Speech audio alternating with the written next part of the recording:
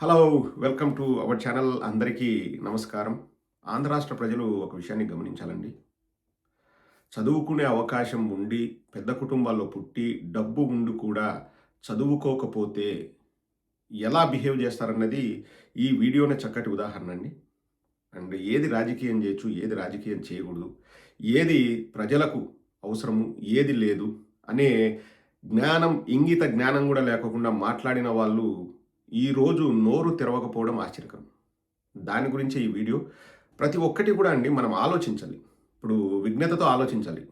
అరే! ఇది ఎందుకు చెప్తున్నాడు? దీంట్లో ఏం గూడుపుటాని ఉందన్నది ప్రతిసారి మనం ఆలోచిస్తే తత్వం బోధపడుతుంది. ఇప్పుడు వైజాగ్‌లో ఋషికొండ దగ్గర కేంద్ర ప్రభుత్వం యూనిటీ మాల్ అనే ఒక ప్లేస్‌ను నిర్మిస్తోందంటండి. దానికోసం రిషికొండకు గుండు కొడుతున్నారు. అంటే వాళ్ళ భాషలోనే రిషికొండకు గుండు కొడుతున్నారు. ఒకసారి చూడండి. యూనిటీ మాల్ కోసము ప్లేస్‌ని రెడీ చేస్తున్నారంటండి వైజాగ్‌లోనే.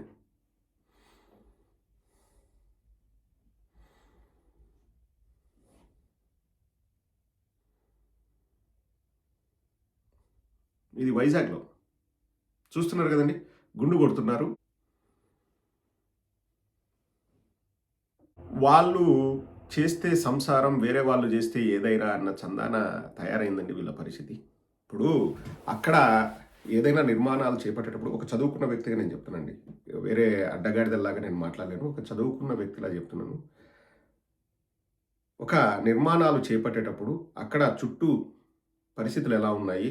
ఈ నిర్మాణాలు ఇక్కడ సేఫా కాదా అన్నది స్ట్రక్చరల్ ఇంజినీర్సు, లేకపోతే జియాలజిస్టులు వాళ్ళందరూ కూర్చొని వాళ్ళు డిసైడ్ చేసి ఇది అనువైన ప్రదేశం అని చెప్పిన తర్వాతనే నిర్మాణాలు చేపడతారండి. ఎక్కడైనా గాని. ఏదో నాకు కావాలి అంటే ఉన్నపళంగా చేపట్టరు. జగన్మోహన్ రెడ్డి గారు ఆ బిల్డింగులు కట్టక ముందే అక్కడ ప్రగతి రిసార్ట్స్ ఉన్నాయి కొండపైన. సో, మనం రోడ్లు వేయాలన్నా, నిర్మాణాలు చేయాలన్నా కొంచెం ఎక్కువ తవ్వుతాము. అక్కడ మళ్ళా గ్రీనరీ వస్తది. ఎక్కడికి పోదు. జగన్మోహన్ రెడ్డి గారు అదే చేశారు. ఎన్నో ప్లేసుల్లో, ఎన్నో సందర్భాల్లో ఉన్న భవనాల్ని కూల్చేసి కొత్త నిర్మాణాలు చేపట్టిన సంఘటనలు కోకొల్లలండి. కానీ ఆ రోజు పవన్ కళ్యాణ్ గారు ఎలా మాట్లాడారంటే, వీళ్ళు కొండకు గుండు కొడుతున్నారు, సునామీలు, తుఫాన్లు వస్తే ఈ కొండ ఆపేది, ఇప్పుడు ఈ కొండ ఆపలేదు, వీళ్ళు ఇక్కడికొస్తే తెలుస్తది, వీళ్ళు ఈ మట్టిలో కలిసిపోవాలి, ఆ సునామీలో పడి చచ్చిపోవాలి వీళ్ళంతా అని చెప్పేసి శాపనార్థాలు పెట్టి విపరీతంగా తిట్టి ఇంకా దాన్ని ఒక రాజకీయం చేసి జనాలపైన రుద్దాలని చూసినాడు. ఇప్పుడు వాళ్ళే యూనిటీ మాల్ అని అక్కడ కట్టాలని చెప్పి కొండకు గుండు కొడుతున్నారంట. వాట్ ఎవర్ ఇట్ ఈస్, నేను బ్లేమ్ చేయనండి. బికాజ్ సి మనం నెసెసిటీ కోసం మనం కొన్ని కన్స్ట్రక్షన్ స్టార్ట్ చేస్తాము, చేసుకొని వస్తాము. మళ్ళీ ఇప్పుడు కొన్ని కుక్కలు కింద వచ్చి మరుగుతాయి. కొన్ని కుక్కలు ఏమంటాయంటే, అరే అది జగన్ గాడు కట్టుకున్నాడు రా, తేడా ఒరే కుక్కల్లారా. నేను నిజంగా కుక్కలనే చెప్తాను. ఎందుకంటే అర్థం పర్థం లేకోకుండా మురిగే వాళ్ళు కుక్కలుగా ఏమవుతారు? కుక్కల్ని కూడా అగౌరవపరచకూడదు. కానీ వాళ్ళు వచ్చి ఏం మాట్లాడతారంటే, జగన్ సొంతానికి అవి టూరిజం బిల్డింగ్లు. టూరిజం డిపార్ట్మెంట్ వాళ్ళే కట్టారు. జగన్మోహన్ రెడ్డి గారి బిల్డింగులు అయితే జగన్మోహన్ రెడ్డి గారి దగ్గర కీ ఉండాలి కదా. వీళ్ళందరూ ఎలా వెళ్ళి సందర్శించగలుగుతున్నారు? జగన్మోహన్ రెడ్డి గారి మీద అక్కస్తో వాళ్ళు ఆ బిల్డింగ్లను 2 ఏళ్ల నుంచి అతిగతి లేకుండా అటు వదిలేశారు. మళ్ళా వచ్చేసి అబ్బా ఏదో భవనాన్ని ఫస్ట్‌లో కూల్చారు కదండీ! అదేదో భవనము జగన్మోహన్ రెడ్డి గారు వచ్చేసి ఆ రేకుల షెడ్‌ను కూల్చేస్తే అబ్బా వినాశనంతోనే మొదలుపెట్టారు. 2 ఏళ్లయింది. కావాలని డ్రామాలు ఆడడానికి పవన్ కళ్యాణ్ పోయి ఆడ కత్తితో కోసి కింద పడేసి అదో చూడు చూడు పెచ్చు ఊడిపోయిందని చెప్పేసి డ్రామాలు ఆడతారు. బాగున్న బిల్డింగ్‌లు కోస్తారు. ఇంక ఏం మనుషులు అనుకోవాలా? ఇప్పుడు అంతకుముందు చంద్రబాబు నాయుడు ఆడేదో ఉండి మీటింగులు పెట్టుకునేది తాత్కాలిక బిల్డింగ్. చంద్రబాబు నాయుడు అమరావతిలో కట్టేటండి తాత్కాలికమే. రేకుల షెడ్ అది. దానికి 9 కోట్లు బిల్లేశారు. అది అసలు అవసరం లేనిది. జగన్మోహన్ రెడ్డి గారు వాళ్ళ సొంత ఇంట్లో నుంచి పరిపాలన చేశారు 5 ఏళ్ళు. తాడేపల్లిలోని వాళ్ళ ఇంట్లో. అక్కడే సీఎంఓ పెట్టి. జగన్మోహన్ రెడ్డి గారేమి హంగులకు, ఆర్భాటాలకు తాడేపల్లిలో విపరీతంగా డబ్బులేం ఖర్చు పెట్టలేదే. వాట్ ఎవర్ ఈజ్ నెసెసరీ ఆ అరేంజ్‌మెంట్స్ చేసుకొని వాళ్ళు 5 ఏళ్ళు పరిపాలన చేశారు.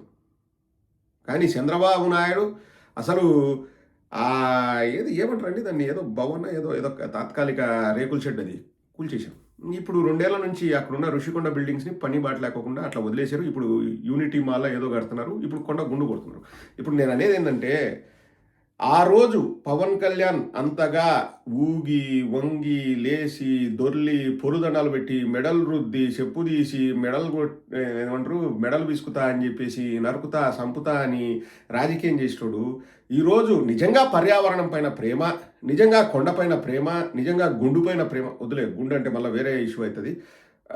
కొండకు గుండు పైన ప్రేమ ఉంటే ఈరోజు వచ్చి మాట్లాడాలి కదండి. లేదు లేదు నేను కేంద్రంతో మాట్లాడి మా ప్రభుత్వమే ఉంది ఇక్కడ సునామీలు అవి వస్తే ఇట్లా కొండకు గుండు కొడితే మనం ఆపలేము.